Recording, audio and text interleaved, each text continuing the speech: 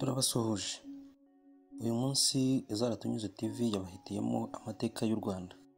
Amwe mu mateka y'u Rwanda tugiye kubagezaho ni umugore wabaye intwari ikomeye kurusha abandi mu mateka y'u Rwanda. Mu Rwanda rwo hambere hatari na kera cyane, umugore yahabwaga agaciro gake, ntiyashoboraga kujya ku rugamba cyangwa aba yahabwa imyanya ikomeye mu nzego z'ubuyobozi. Ariko ntibyabujije bamwe mu bagore kuba intwari bagakora ibikorwa by'indashyikirwa n'abagabo batari gupfa gukora.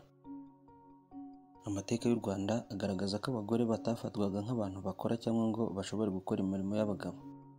Nta mugore wajyaga ku rugamba, nta wubakaga, nta wagirwaga umuyobozi mu nzego z'igihugu, ndetse umugore yafatwaga nk'umuntu waremewe gukora imirimo yo mu rugo gusa, ubundi agategereza byose ku mugabo. Nk'uko Padiri Muzungu Bernard abivuga mu gitabo yise Le Patriotisme jusqu'au sang, Rubwa Nyiramiteke ni ishema ry'icyubahiro ku bagore n'abakobwa babayeho mu mateka y'u Rwanda. Ariko mbere y'uko tuvuga ku butwari bwaranze uyu mugore ufatwa nk'intwari kurusha abandi bose mu mateka y'u Rwanda, reka turebe abandi bagore b'intwari batatu babayeho mu mateka y'u Rwanda. Uwa mbere ni Nyirarucyaba.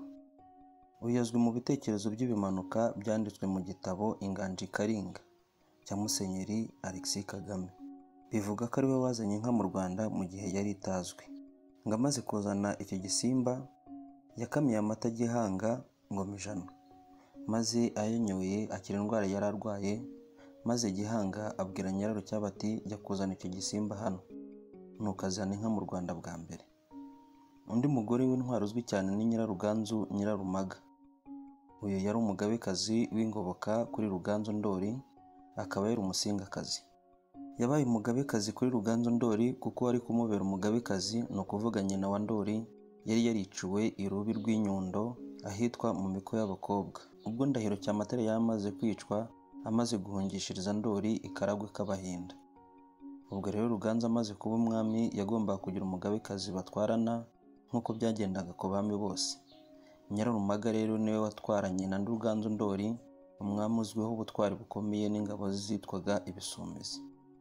Ikindi kigira Nyirarumaga intwari itazibagirana mu mateka y'u Rwanda ni uko ariwe watangije inganzo y'ibisigo agira ngo amateka y'abami ntazibagirane.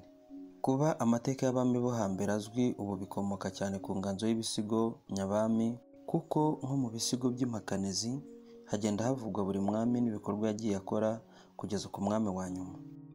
Nyirarumaga niwe wahanze igisigo cya mbere mu mateka y'u Rwanda, akaba yaracyise umunsi ameze imiryango yose.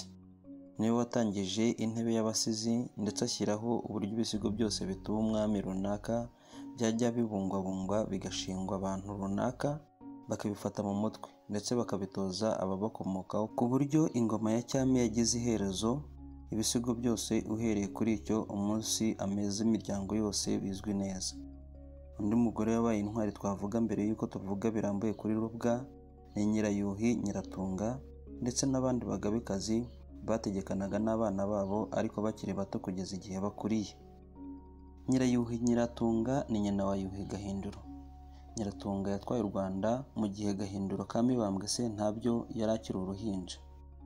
Ikigira Nyiratunga intwari cyane ni ukuba yararwanye ishyaka arwana n'abana ba se wabo wa Gahindiro bashakaga kumunyaga ingoma. Yaratwaje kugeza igihe Gahindiro akuriye akaba umwami w'igihame, binavuga ko ari we mwami warambye kurusha abandi bose. Reka noneho tugaruke ku butwari bwa Rubwa. Padiri Muzungu Bernard mu gitabo cyavuzwe haruguru avuga ko ku buhanga n'abandi bazi amateka y'u Rwanda, igikomangoma Rubwa Nyiramateke ari ishema ry'icyubahiro ku banyarwandakazi aho bava bakajya. Inyandiko nyinshi zivuga ku mateka y'u Rwanda zirata ubutwari bwa kigore n'ubudahemuka budasanzwe bwaranze igikomangoma Rubwa wavukaga kuri Nsoro wa mbere Semukondo, akaba mushiki wa Ruganzu wa mbere Bwimba. Guhara icyubahiro cyo kuba umwamikazi n'umugabekazi akamera gupfira u Rwanda bimugaragaza nk'intwari idasanzwe mu zabayeho mu Rwanda rwo hambere, haba mu bagabo n'abagore. Ese Rubwa yari muntu ki? Rubwa Nyiramateke yari umukobwa wa Nsoro wa mbere Semukondo, umwe mu bami b'imishumi wategetse u Rwanda kuva mu 1279 kugeza mu 1312. Akaba yaramubyaranye na Nyiraruganzu wa mbere Nyakanga. yari mushiki w'umwami Ruganzu wa mbere Bwimba, nawe uzwi kuba yarabaye intwari yemera kumena amaraso mu buryo bw'ubucengeri.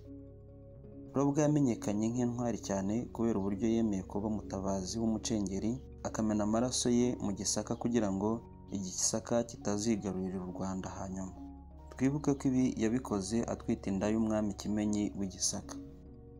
Uko Robwa yabaye intwari.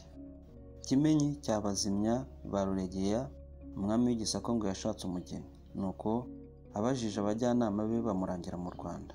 Bati Nsoro ya Samukondo niwe ufite umugeni ugukwiye. Ati none se ko nta bushuti ngirana na Nsoro nzabigenza nte? Nuko bamugira inama yo kwibanisha na Nkorokombe kuko yari musaza wa Nyakanga nyina wa Robwa Nyiramateke. Bamaze kunoza inama, Kimenyi ngo yashatse amaturo n'izindi mpano nziza maze abyohereza Nkorokombe, maze aboneraho no kumwaka ubushuti. Undi ntiyazuyaza arabumwemerera. Bukeye ubushuti bumaze gukomera, Kimenyi atuma kuri Nkorokombe ati ndashaka gusaba muramu wawe umugeni, none uzahambere nk'inshuti. Nkorokombe aramusubiza ati uzaze umugeni ntuzamubura rwose.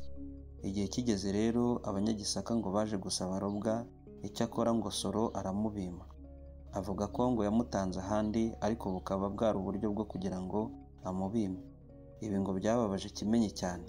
Igihe cyarageze ngo Nsoro ararwara, nuko abiru baramubaza bati ko turuzi ugiye gutanga, Kimenyi akaba yaragusabye umugeni ukamumwima, nagaruka waratanze akamudusaba tuzamumwima tutaramubyaye? Nsoro arababwira ati nimumpamagarire abana banjye.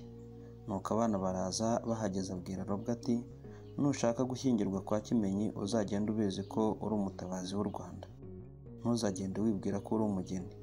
Ati uramenye Karinga ntuzayigurane rukurura. Iyo rukurura ikaba yari ingoma ngabe yo mu Gisaka. Arangije kuraga ahera ko aratanga, baramwerera baramwiraburira.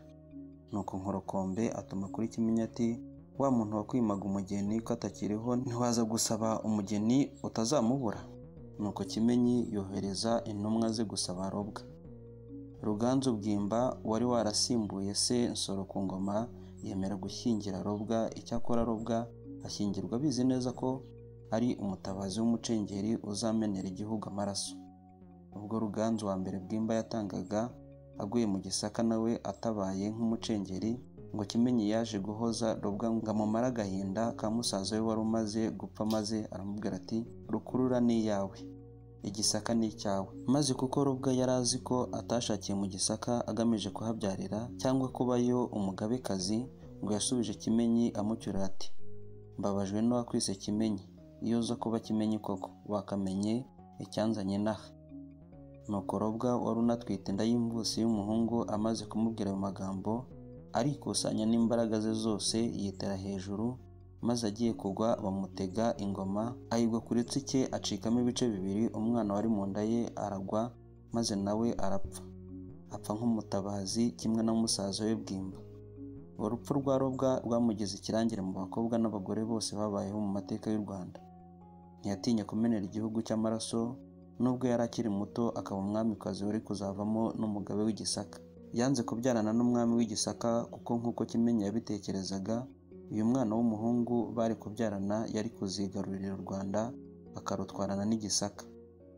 Yubahirije isezerano yari yarasezeranye na se Nsoro kugira ngo u Rwanda rukomeze rusugire rutazigarurirwa n'abanyamahanga. Ibi bishimangira wa mugani ugira uti wanga kumenera igihugu amaraso imbwa zikayanywera ubusa. Murakoze cyane.